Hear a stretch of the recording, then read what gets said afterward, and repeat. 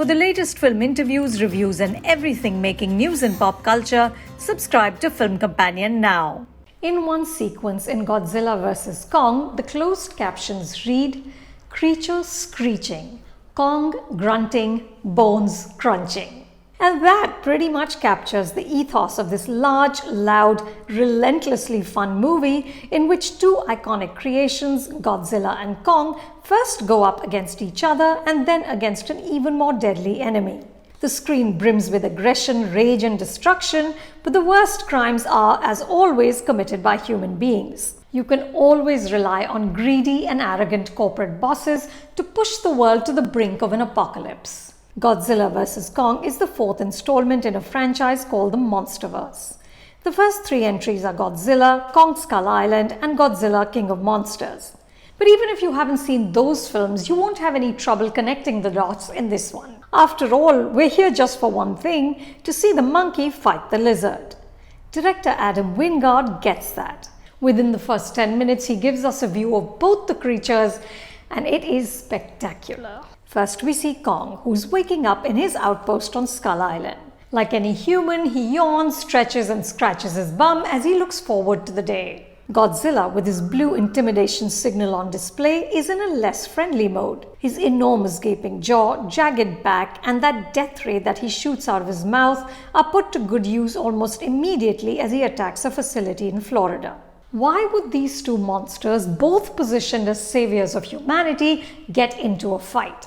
I can't fully explain it, but there's some threat involving these big, sinister corporations. Kong is enlisted to help the human beings get to the core of the earth to find a new energy source. And also because we're repeatedly told there can only be one alpha. The script by Eric Pearson and Max Borenstein and the story by Terry Rossio, Michael Dougherty and Zach Shields relies on a patchwork of ancient myths and pseudosciences to explain what happens. We get lines like, "It is a psionic uplink which follows its will," and the bad guys are woefully underwritten.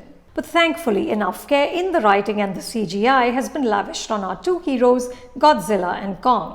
Godzilla has fearsome majesty, but Kong has heart. His friendship with a young girl gives the film its emotional beats. But he's also rendered with staggering precision. From his beautiful fingernail, we get a close-up to his teeth and hair. In his battle with Godzilla, Kong also gets hurt. His groans and his frustration make him more human. Meanwhile, the humans in the film are mostly there to provide exposition, comic banter, and to keep the story moving without getting in the way of the monsters. Rebecca Hall plays a scientist in Kong's corner. Her ward Gia, played by Kaylee Hottle, can communicate with Kong through sign language. Their friendship has a touching sweetness, especially because of its difference in size. There's also Alexander Skarsgård as a geologist and Damian Bashir as a shady corporate bigwig. Neither has much to play with, and poor Bashir is forced to play that formulaic baddie complete with scotch and smoking jacket. But the monsters and their battles don't disappoint. They clash on sea and on land, and these action sequences are staged superbly. In the climax, much of Hong Kong is destroyed as the two ram into each other, and every blow causes buildings to be smashed into smithereens. We see humans scurrying away like ants, but the film and we can't be bothered to worry about them. The monsters are way more interesting. Watching Kong land one on Godzilla's jaw is exactly the escapist movie high you need in the middle of a pandemic.